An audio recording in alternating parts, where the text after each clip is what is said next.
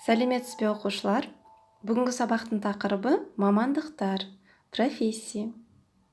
Сегодня мы будем проходить виды профессий на казахском языке. Давайте познакомимся с новыми словами. Бұл кім? Бұл дәрігер. Бұл кім? Бұл аспаз. Бұл кім? Бұл суретші. Бұл кім? Бұл мұғалім. Қайталайық. Дәрігер, аспаз, суретші, мұғалім. Дәрігер – это врач, аспаз – это повар, суретші – это художник, мұғалім – это учитель. Жақсы балалар, тыңдайық, қайталайық және оқиық. Кім не істейді сұрағына жауап берейік.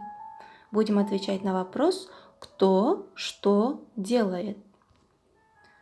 Дәрігер не істейді? Дәрігер емдейді.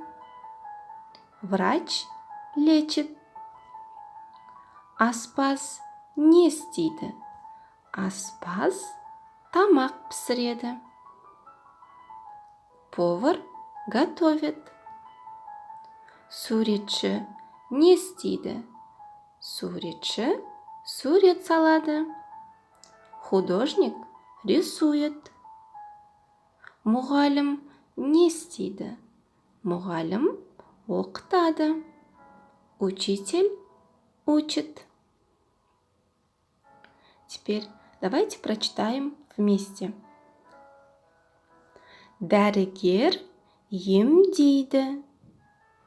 Аспаз тамақ пісіреді. Суретші сурет салады. Мұғалім оқытады. Еще раз самостоятельно прочитайте предложение. Әрі қарай аударып көрейік. Попробуем перевести. Врач лечит. Как будет на казахском? Дәрігер емдейді. Повар готовит. Қазақша қалай болады? Аспаз тамақ пісіреді. Художник рисует. Қазақша суретші сурет салады. Учитель учит. Қазақша қалай болады? Мұғалім оқытады болады екен. Жарайсыңдар балалар, енді 4-ші тапсырма. Тыңда және оқы. Алмабек, мынау кім?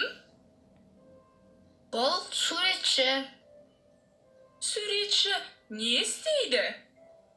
Суретші сурет салады.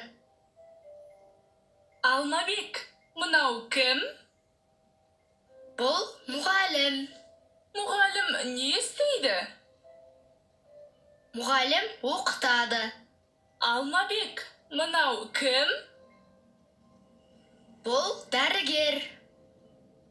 Дәрігер не істейді? Дәрігер емдейді. Алмабек, мынау кім? Бұл аспаз. Аспаз не істейді? Аспаз тамақ пісіреді.